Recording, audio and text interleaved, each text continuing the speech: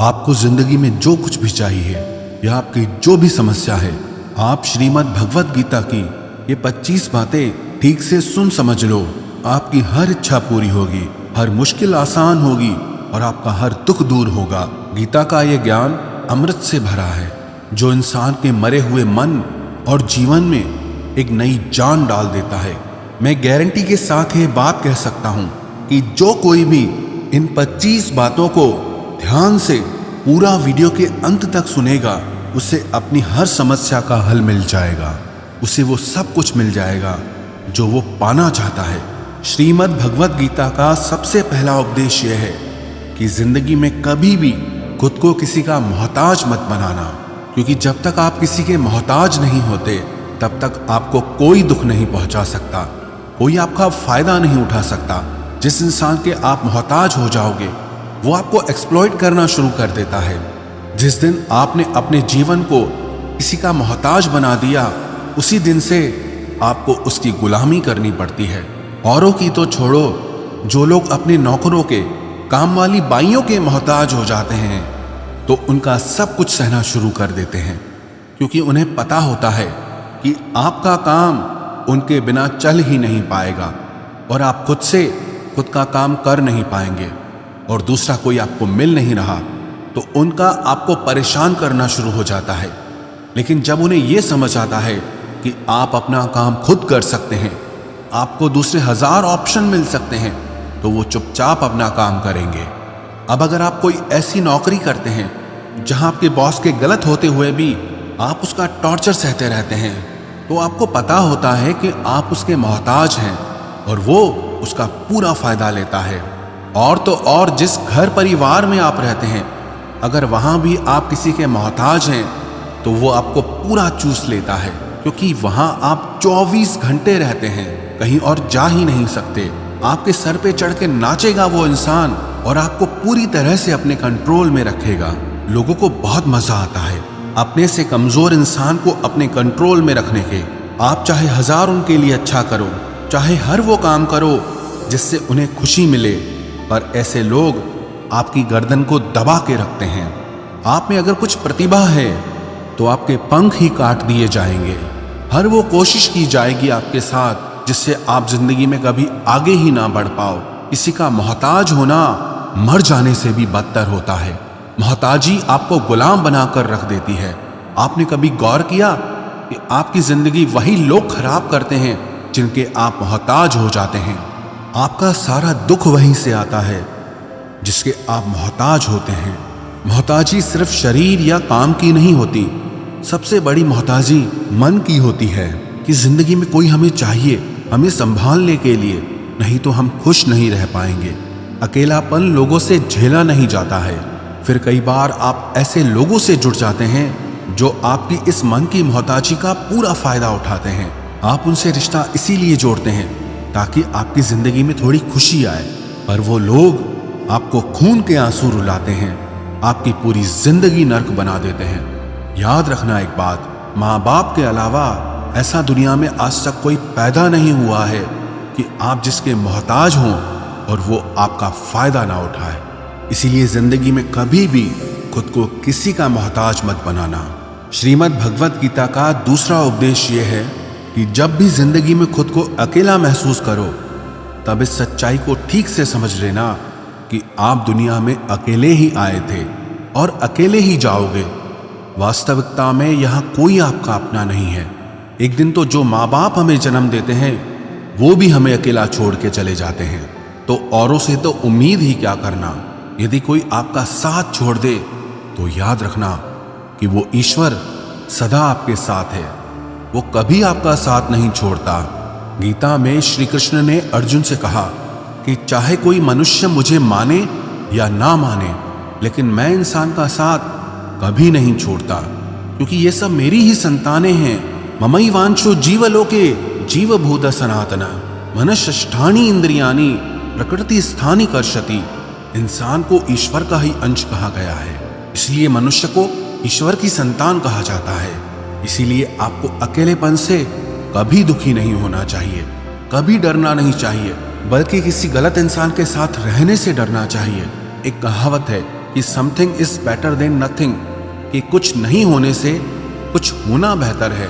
लेकिन एक और कहावत है कि nothing is better than nonsense, कि नॉनसेंस लोगों के साथ रहने से अच्छा है आप अकेले ही रहो।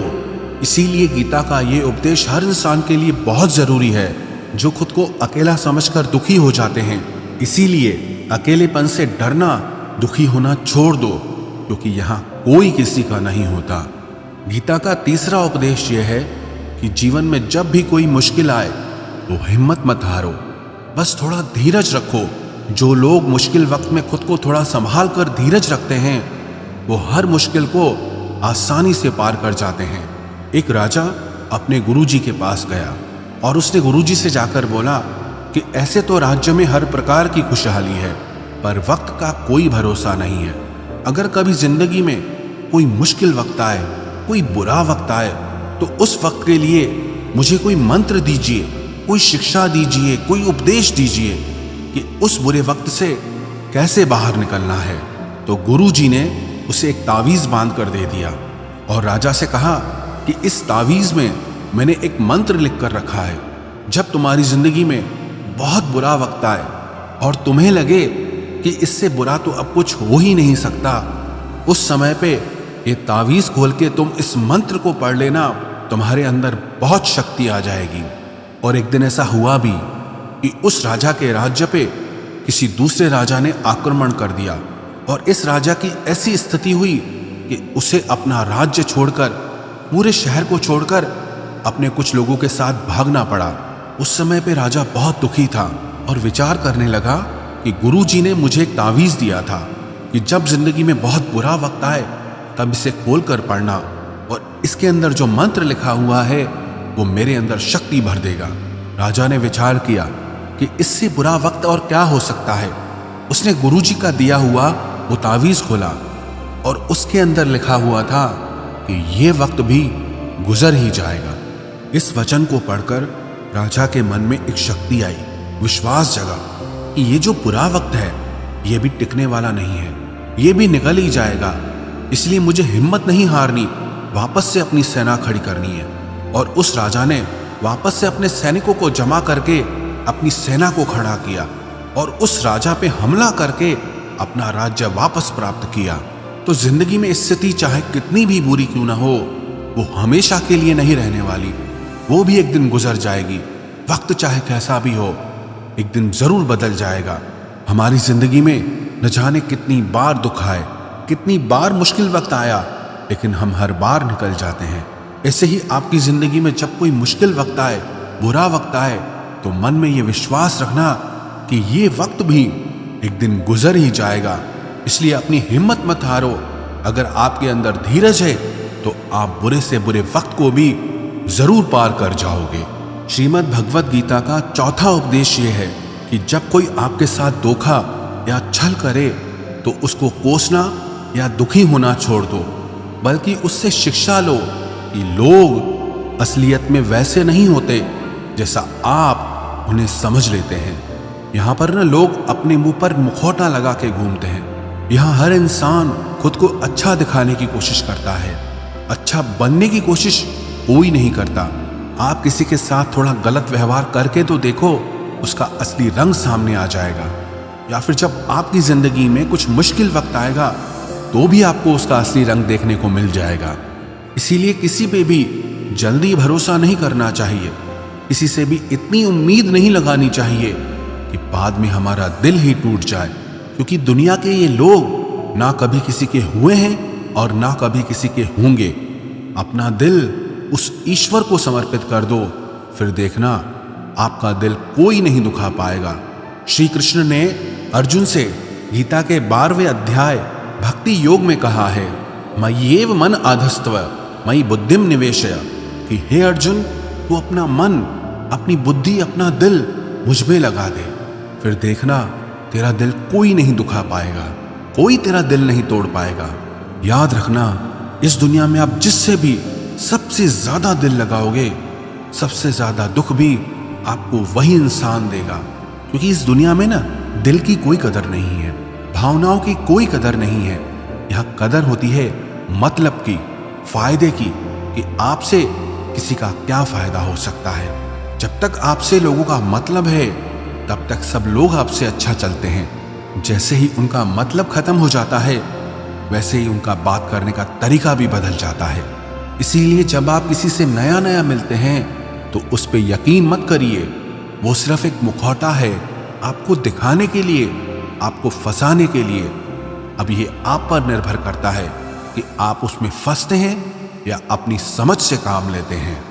गीता की 5वीं शिक्षा यह है कि आप अपने गुजरे हुए वक्त को भूल जाओ, क्योंकि अगर आप गुजरे हुए वक्त के दुख में जीते रहोगे, उसके पश्चाताप में जीते रहोगे, तो आज में आप कभी खुश नहीं रह पाओगे। समझदार लोग जो समय चला गया है उसका दुख कभी नहीं करते। आपका बीता हुआ कल कैसा भी क्यों ना हो, पर उसका प्रभाव आपके आज पर नहीं पड़ना चाहिए। जो भी आपके साथ हुआ उससे सबक लो, शिक्षा लो कि अब ये जिंदगी में आगे नहीं होने देंगे हम, और जीवन में आप आगे बढ़ जाओ। कई बार ना लोग रोते रहते हैं कि उस इंसान ने मेरे साथ इतना गलत किया, इसीलिए आज जिंदगी में मैं इतना दुखी हूं।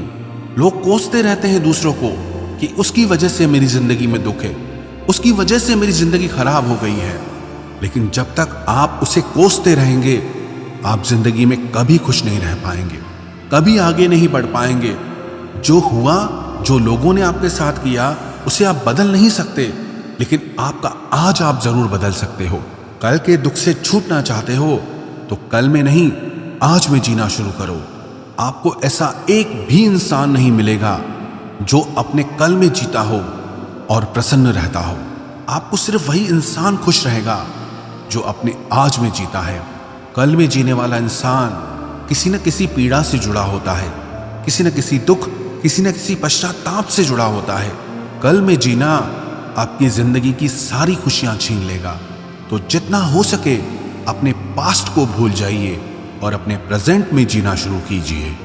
श्रीमद् भगवद गीता का 6ठा उपदेश यह है कि प्रेम उसी से करो जो आपके प्रेम के लायक हो।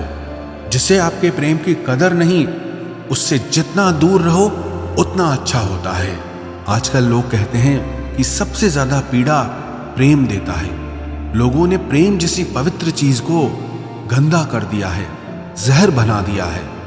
सबसे ज्यादा लोग एक दूसरे को प्रेम और भरोसे के नाम पर ही लूटते हैं। अगर आपका किसी से प्रेम नहीं है तो वो आपकी भावनाओं को चोट पहुंचा ही नहीं सकता। संबंध चाहे जो भी हो, हद से ज्यादा किसी से प्रेम करोगे और अगर वो उसके लायक नहीं तो सिवाय दुख के और कुछ नहीं मिलेगा। वास्तविकता में प्रेम पीड़ा नहीं देता, बल्कि ऐसे इंसान से प्रेम करना पीड़ा देता है जिसे आपके प्रेम की कदर नहीं है। तो प्रेम सिर्फ उसी इंसान से करो जिसे आपके प्रेम की कदर नहीं है। जहां आपको ये एहसास हो जाए कि आपके प्रेम की, आपके भावनाओं की किसी को कदर तक नहीं है, वहां से आप कृपया करके खुद को दूर ही रखें। गीता का 7वां उपदेश यह है कि हमारे रिश्तेदार ही हमसे सबसे ज्यादा जलते हैं। हमारी सफलता से सबसे ज्यादा दिक्कत हमारे रिश्तेदारों को ही होती है। बाहर वालों को कोई फर्क नहीं पड़ता कि आपकी जिंदगी में क्या हो रहा है, पर जो आपके रिश्तेदार होते हैं उनकी ना पूरी नजर रहती है आपकी जिंदगी पर। बाहर से तो वो यही कहेंगे कि आगे बढ़ो, सफल हो जाओ, खुश रहो जिंदगी में, पर जब उन्हें आप अपनी सफलता के बारे में बताएंगे, अपनी किसी कामयाबी की खबर उनको सुनाएंगे, तो उसे सुनकर उन्हें बिल्कुल भी खुशी नहीं होती। कई बार सारी दुनिया आपको पसंद करती है, आपके काम की तारीफ करती है, लेकिन आपकी कदर आपके घर में ही नहीं होती। महाभारत का युद्ध बाहर के लोगों में नहीं हुआ था, ये भाइयों के आपस की लड़ाई थी। पांडवों के हर सुख से दुर्योधन जलता था। जब भी पांडव किसी काम में सफल होते थे उससे बिल्कुल भी बर्दाश्त नहीं होता था। दुर्योधन हर कोशिश करता था पांडवों को नीचा गिराने का, जितना हो सके उन्हें दुखी करने का। और वही भाइयों की आपसी जलन महाभारत के युद्ध की वजह से हुई, जिसमें न जाने कितने अनगिनत लोग मारे गए। बाहर वाले को क्या फर्क पड़ता है कि आप कैसे जिंदगी जीते हैं, लेकिन ये जो रिश्तेदार होते हैं, ये जो करीबी लोग होते हैं, मजाल जो इन्हें आपकी खुशी बर्दाश्त हो जाए। सबसे खतरनाक होते हैं ये लोग, क्योंकि ये बाहर से बहुत मीठा चलते हैं, आपको अच्छे अच्छे शब्द कहते हैं, लेकिन आपके पीठ पीछे ये आपसे जरा भी खुश नहीं होते। तो इसीलिए किसी को भी अपना समझने से पहले आप ये जरूर चेक कर लें कि वो सच में आपका अपना है या सिर्फ अपनेपन का दिखावा हो रहा है। गीता का 8वां उपदेश ये है कि आज के युग में बहुत ज्यादा अच्छे मत बनो, नहीं तो ये दुनिया आपको लूट के कंगाल कर देगी। पांडवों की कहानी ये शिक्षा देती है कि ज्यादा अच्छा बनना आपको कई बार बहुत दुख दे सकता है। जो पांडव हमेशा धर्म पे चलते थे, कभी कोई गलत काम नहीं किया, लेकिन उनका सारा राजपाट चला गया। उनकी पत्नी को भरी सभा में नग्न करने की कोशिश की गई। भिक्षा लेकर के उन्हें अपनी जिंदगी गुजारनी पड़ी। कारण क्या था? वो कुछ ज्यादा ही अच्छे बन रहे थे। ये तो तब की बात है, और आज की दुनिया तो और बदल चुकी है। लोग न अच्छे इंसान को इज्जत कम देते हैं, बल्कि उसका इस्तेमाल ज्यादा किया जाता है। अगर आप भी लोगों के साथ अच्छा चलते हैं तो आप इस चीज को खुद अनुभव कर पाएंगे। आप जितना लोगों के साथ अच्छा चलते हैं, लोग आपके साथ उतना गलत व्यवहार करते हैं, लोग आपका उतना ज्यादा इस्तेमाल करते हैं। आप दूसरों की खुशी के लिए कुछ भी करते जाते हैं और लोग सिर्फ आपका एडवांटेज लेने में लगे रहते हैं। इसलिए आज के जमाने में खुश रहना है ना, तो बहुत ज्यादा अच्छे मत बनो। इसका मतलब ये नहीं कि आप बुरे इंसान बन जाओ। आप अपनी नजर में अच्छे बन के रहो। दुनिया की नजर में अच्छे बनने की कोशिश कभी मत करना। गीता का 9वां उपदेश ये है कि जहां आपके लिए प्रेम और इज्जत नहीं है, वहां कभी मत जाओ। महाभारत का युद्ध शुरू होने से पहले श्री कृष्ण हस्तिनापुर गए थे, पांडवों की तरफ से शांति प्रस्ताव लेकर के। तब शकुनी ने दुर्योधन से कहा कि ये कृष्ण बड़ा मायावी है, अगर ये हमारे पक्ष में आ जाए तो समझ लो पांडव हार ही गए। तो इसकी सेवा करो, इसको अपने घर आने का निमंत्रण भेजो, इसे खुश करो। जब श्री कृष्ण हस्तिनापुर पहुंचे तो दुर्योधन ने उन्हें अपने घर आने के लिए कहा और श्री कृष्ण से कहा, आप मेरे घर पे रहिए, मेरा आतिथ्य स्वीकार कीजिए, मेरे घर में भोजन कीजिए।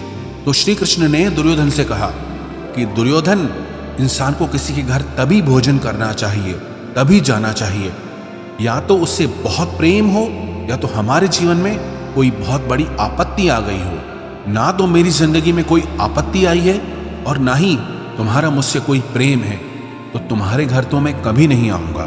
तुम मुझे अपने घर बुला रहे हो सिर्फ और सिर्फ अपना मतलब पूरा करने के लिए, और मतलबी लोगों के घर कभी नहीं जाना चाहिए। इसलिए इससे हमको ये शिक्षा मिलती है कि जिसके दिल में आपके लिए प्रेम नहीं है, इज्जत नहीं है, वहां आपको कभी नहीं रहना चाहिए। आपको सिर्फ उसी जगह रहना चाहिए जहां आपकी कदर हो, आपको इज्जत मिले और जहां आपको प्रेम मिले। गीता का 10वां उपदेश ये है कि कभी भी अपने धन, अपने पद और बल का अभिमान नहीं करना चाहिए। दुर्योधन को बहुत अभिमान था कि मेरे पास भीष्म पितामह जैसे, द्रोणाचार्य और कर्ण जैसे योद्धा बैठे हैं, तो ये पांडवों को तो मैं यूं ही मसल के रख दूंगा। अपने धन का अभिमान था, अपने पद और शक्ति का अभिमान था, लेकिन वो अभिमान ही एक दिन उसके सर्वनाश का कारण बना। जो लोग अपने पैसे के अहंकार में या शक्ति के अहंकार में दूसरों को नीचा दिखाते हैं, दूसरों को चोट पहुंचाते हैं, एक दिन उनकी वही गलती उनका सर्वनाश कर देती है। इसलिए जीवन में आप चाहे कितने भी सफल हो जाएं, कितने भी बड़े इंसान हो जाएं, लेकिन उसका अभिमान दूसरों को कभी मत दिखाना।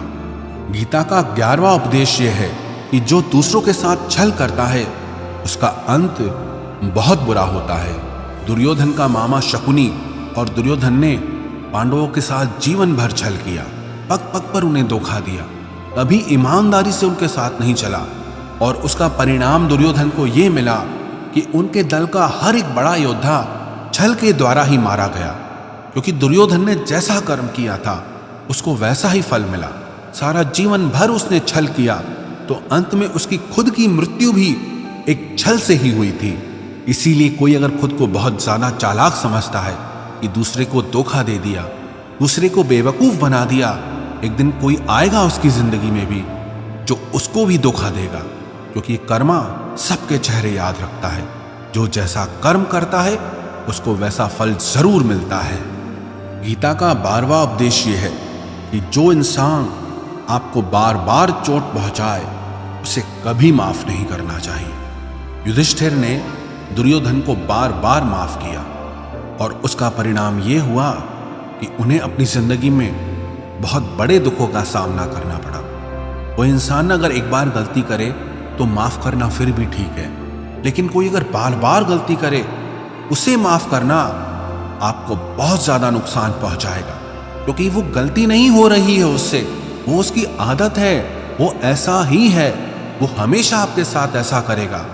तो बहुत ज्यादा दयालु मत बनो। किसी को माफ करने में और बेवकूफ बनने में बहुत बड़ा अंतर होता है। किसी को अगर एक बार आप माफ भी कर रहे हो तो उस इंसान से आप जरूर सावधान रहना। कहते हैं आजमाए हुए को फिर आजमाना मिट्टी मुंह में डालने के बराबर होता है। जिससे धोखा खाया है, जिससे आपको तकलीफ मिली है, उस पे भरोसा गलती से भी मत करना। तो माफ उतना ही करो जितने में आप बेवकूफ ना लगो।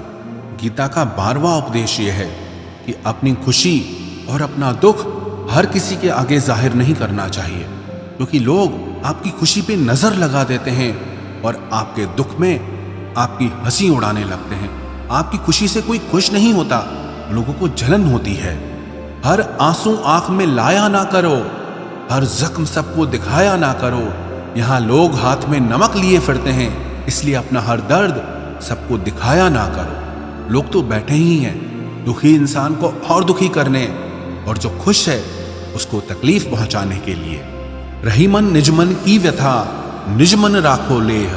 अपने मन की हालत अपने तक ही रखो, सिर्फ उसे बताओ जिससे उसे समझने की समझ हो। गीता का 14वां उपदेश ये है, आप चाहे कितने भी अच्छे हों, लेकिन अगर बुरे लोगों के साथ रहोगे तो आपका भी वही हाल होगा जो बुरे लोगों का होता है। भीष्म पितामह एक ब्रह्मचारी थे, धर्मात्मा थे, लेकिन वो अधर्म के पक्ष में खड़े हो गए। द्रोणाचार्य भी एक ब्राह्मण थे, लेकिन वो अधर्म के पक्ष में खड़े हो गए। तो अंत में उनका वही हाल हुआ जो एक अधर्मी इंसान का होता है। उनको मृत्यु के समय भयानक पीड़ा का सामना करना पड़ा। इसलिए गलत संग में कभी नहीं रहना चाहिए, क्योंकि कई बार आपको उनके संग में रहने की वजह से उनके ही कर्मों की सजा मिलने लगती है। फिर आपको समझ नहीं आता कि मैंने तो कुछ किया भी नहीं, मैं तो खाली इनके साथ रहता हूं, मुझे दुख क्यों मिला। बुरे लोगों का संग आपकी जिंदगी में कभी खुशी नहीं लाएगा, इसलिए हमेशा अच्छे संग में रहना चाहिए। गीता का 15वां उपदेश यह है कि मूर्ख और दुष्ट लोगों को कभी ज्ञान नहीं देना चाहिए। इससे उनके अहंकार को चोट लगती है और वो आपके लिए मन में वैर भाव रख के बैठ जाते हैं और वक्त आने पर आपको ही नुकसान पहुंचाते हैं। गीता का 16वां उपदेश है कि किसी से भी हद से ज्यादा लगाव कभी मत रखना। दुर्योधन के पिता धृतराष्ट्र का राजगद्दी से बहुत ज्यादा लगाव था। राजगद्दी के आगे उन्हें कुछ भी दिखाई नहीं देता था और गद्दी के लिए उनका वो हद से ज्यादा लगाव और मोह पूरे राष्ट्र को ले डूबा, अनगिनत लोगों की मौत का कारण बन गया। आप भी जब ऐसे ही किसी के पीछे हद से ज्यादा पागल हो जाते हैं तो वो चीज आपको मिले या ना मिले, लेकिन आपकी जिंदगी जरूर खराब कर देती है। गीता का 17वां उपदेश यह है कि क्रोध मनुष्य का सर्वनाश कर देता है। क्रोधी इंसान का कोई मित्र ही नहीं होता, हर इंसान उससे दूर भागता है, उसके सारे रिश्ते समाप्त हो जाते हैं। जो इंसान अपने क्रोध को नहीं संभाल सकता वो जिंदगी में कुछ भी संभाल नहीं सकता। गीता का 18वां उपदेश है कि अपने मन को शांत रखना सीखो, क्योंकि अशांत मन जीवन में सिवाय दुख के और आपको कुछ नहीं देने वाला, और एक शांत मन आपको जीवन में प्रेम और आनंद ही देगा। दुख और सुख सिर्फ शांत और अशांत मन के परिणाम है। अशांत मन दुख को ही जन्म देता है और शांत मन परम आनंद को जन्म देता है। गीता का 19वां उपदेश यह है कि आंखों से सच दिखने वाली बात पर भी एकदम से जल्दी भरोसा नहीं करना चाहिए। ऐसी बहुत कहानियां आपने सुनी होगी कि कई बार आंखों से दिखने वाली बात भी सच नहीं होती है। इसीलिए भरोसा करने में कभी भी जल्दबाजी मत करना। गीता का 20वां उपदेश यह है कि लोगों में अपना सहारा ढूंढना छोड़ दो। सबसे बड़ी आपके मन की यही कमजोरी होती है कि आप दूसरों में सहारा ढूंढते हैं, और यही चीज आपको कमजोर बनाती है। यही चीज आपका खुद पे विश्वास खत्म कर देती है। जो लोग सोचते हैं ना कि ये तो मेरा सहारा है, ये तो मुश्किल वक्त में मुझे काम आएगा, वही लोग मुश्किल वक्त में सबसे ज्यादा दुखी और अकेले पड़ जाते हैं। आप सिर्फ ईश्वर को अपना सहारा बनाओ। देखना, जब भी कोई मुश्किल आएगी ना, वो किसी न किसी को आपकी मदद के लिए भेज ही देंगे। दुनिया को सहारा मत बनाओ, क्योंकि वो खुद अपने लिए सहारा ढूंढ रहे हैं। वो आपका सहारा कैसे बनेंगे? तो अपना सहारा दुनिया को नहीं, ईश्वर को बनाना चाहिए। गीता का 21वां उपदेश यह है कि बहुत ज्यादा मीठे बोलने वालों से और ज्यादा तारीफ करने वालों से सावधान रहना चाहिए, क्योंकि लोग मीठा सिर्फ तभी बोलते हैं जब उनको आपसे अपना मतलब निकालना होता है। आपकी तारीफ भी सिर्फ तभी की जाती है जब उन्हें आपसे अपना काम निकालना होता है। याद रखना कि तारीफ आपको जिंदगी में कभी भी फ्री में नहीं मिलने वाली। अगर कोई आपकी तारीफ कर रहा है तो कुछ ना कुछ उसके लिए आपको चुकाना ही पड़ेगा। इसलिए जो बहुत ज्यादा मीठा बोलते हैं या जो आपकी तारीफ करते हैं, उनसे जरा सावधान रहना चाहिए। गीता का 22वां उपदेश यह है, जो आपके मुंह पे अपनापन दिखाए, आपकी पीठ पीछे आपको नुकसान पहुंचाए, ऐसे लोगों से दूर ही रहना। चाणक्य ने कहा है कि ऐसे लोग उस घड़े की तरह होते हैं जिसके मुंह पे तो अमृत लगा है, लेकिन जिसके भीतर जहर भरा हुआ हो। आप जिसे अमृत समझकर पी जाते हैं, वास्तविकता में वो जहर ही होता है। विष कुंभम पयोमुखम। तो ऐसे लोगों को जहर की तरह छोड़ देना चाहिए, जो अपनेपन का दिखावा करे और पीछे से हमेशा आपको नुकसान पहुंचाएं। गीता का 23वां उपदेश यह है कि जिस रिश्ते में मर्यादाएं टूट जाती है, वहां सिर्फ सर्वनाश ही होता है। कोई आपसे बड़ा है या छोटा है, अगर वो रिश्तों में अपनी मर्यादाओं को तोड़ देगा तो वह रिश्ता कभी नहीं टिक सकता। रिश्ता सिर्फ तभी चलता है जब दो लोग एक दूसरे की इज्जत करते हैं, रिस्पेक्ट करते हैं और कभी अपनी लिमिट क्रॉस नहीं करते हैं। जिस रिश्ते में कोई लिमिट नहीं है, एक दूसरे के लिए इज्जत नहीं है, वो रिश्ता आज नहीं तो कल खत्म ही हो जाता है। गीता का 24वां उपदेश यह है कि जीवन में कई बार नया शुरू करने के लिए पुराने को पूरी तरह से मिटाना पड़ता है। श्री कृष्ण से कुंती ने पूछा था कि हे कृष्ण, क्यों तुमने इतना बड़ा महायुद्ध करवा दिया? तो श्री कृष्ण ने बोला कि अधर्म बहुत बढ़ गया था, और इस अधर्म का पूरी तरह से नाश करने के लिए, एक नए युग को लाने के लिए पुराने का सर्वनाश करना बहुत जरूरी होता है। जब कोई बिल्डिंग पूरी तरह से भंगार हो जाती है, बहुत पुरानी हो जाती है, तो उसे पूरी तरह से तोड़कर फिर से नवनिर्माण होता है। ऐसे ही आपके जीवन में भी आपको कुछ नया करना है तो पुराने को पूरी तरह से मिटाना होगा। गीता का 25वां उपदेश यह है कि इंसान ही आजकल इंसान का दुश्मन हो गया है।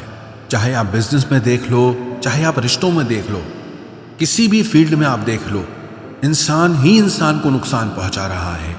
इतना कंपटीशन बढ़ गया है, इतनी चोरियां बढ़ गई है, इतना क्राइम बढ़ गया है। शास्त्रों में जो कलयुग के लक्षण लिखे गए हैं ना, कि एक दिन इंसान ही इंसान को खाएगा, वो समय तो आ गया है। इंसान ही तो इंसान को खा रहा है, एक दूसरे का बिजनेस खा रहा है, एक दूसरे की नौकरियां खा रहा है, एक दूसरे की जिंदगी की खुशियां खा रहा है। इंसान जो दुखी है उसे और दुखी करो, जो खुश है उसे परेशान करो। यही तो हो गया है आजकल।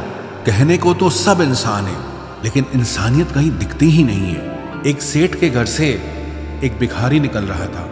उसने उस सेठ से कहा कि मुझे एक गिलास पानी पिला दीजिए, बहुत प्यास लगी है, बहुत दूर से पैदल चल के आया हूँ, मेरे प्राण निकल रहे हैं। तो वो सेठ बोला कि अभी आदमी नहीं है, आदमी आ जाए आपको पानी दे दिया जाएगा। थोड़ी देर बाद उस भिखारी ने सेठ से कहा, आप कृपया करके मुझे एक गिलास पानी पिला दीजिए, मैं चला जाऊंगा। मेरे प्राण निकल रहे हैं और आसपास में किसी का घर भी नहीं दिख रहा। तो उस सेठ ने कहा, मैंने कहा ना कि आदमी आने वाला है, वो आ जाए तो आपको पानी मिल जाएगा। फिर वो भिखारी उस सेठ से कहने लगा कि तुम खुद ही आदमी क्यों नहीं बन जाते, थोड़ी देर के लिए तुम ही आदमी बन जाओ। आजकल यही हो गया है, यहाँ कोई आदमी बनने को तैयार ही नहीं है। बस लोग एक दूसरे को नोचने में लगे हैं, एक दूसरे का फायदा उठाने में लगे हैं। इसलिए ही कलयुग को मतलबी युग कहा जाता है कि लोग सिर्फ और सिर्फ एक दूसरे से अपने मतलब से ही जुड़े हुए हैं। तो गीता की ये 25 बातें अगर आप ठीक से समझ लेंगे और इन्हें हमेशा याद रखेंगे तो विश्वास रखना, दुनिया में किसी की ताकत नहीं है जो आपके मन को और आपके दिल को चोट पहुंचा सके, आपको दुखी कर सके। ये 25 शिक्षाएं अगर आप हमेशा याद रखोगे तो जिंदगी में हमेशा खुश रहोगे।